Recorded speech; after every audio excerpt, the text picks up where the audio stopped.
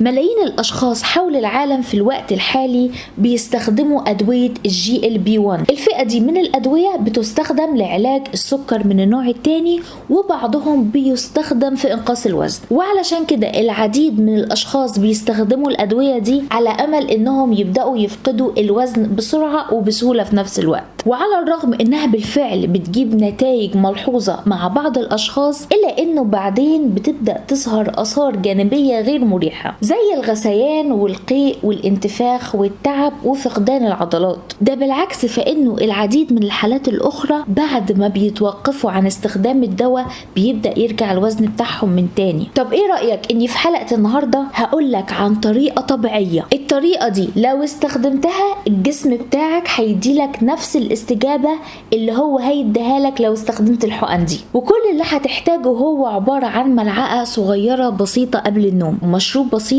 بيتكون من 3 مكونات فقط.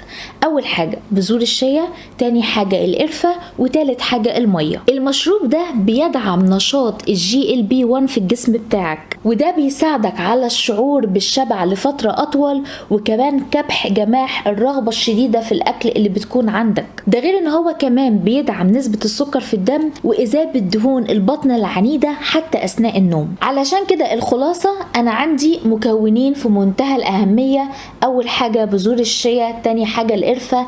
لما بندمجهم مع بعض بيحصل تأثير تآزري ممتاز جدا. من ناحية الألياف اللي في بذور الشيا هتبطئ عملية الهضم، ومن ناحية تانية القرفة هتعمل على موازنة استجابة السكر في الدم. طيب تعالوا نعرف ازاي هنعمل المشروب بتاعنا. اول حاجة هنجيب كوباية او كوباية ونص من المية، وبعدين هتضيف عليهم ملعقة صغيرة من بذور الشيا، وتاني حاجة هنضيف عليهم ملعقة صغيرة من القرفة، وبعدين هنحرك المكونات دي في المية كده مع بعض، وبعدين هنسيبهم من 10 ل 15 دقيقة، وبعدين هنقلبهم كويس جدا تاني، وبعدين هتشرب الكوباية دي. طيب والمشروب ده هتاخده من 30 ل 60 دقيقة قبل النوم، يعني قبل النوم تقريبا بنص ساعة أو بساعة. المشروب ده هيبدأ يعمل حاجات مهمة جدا زي استقرار نسبة السكر في الدم. كمان هتبدأ تحس إن الشهية بتاعتك بدأت تهدى وبدأت تقل. كمان الجسم هيبدأ يحرق الدهون الحشوية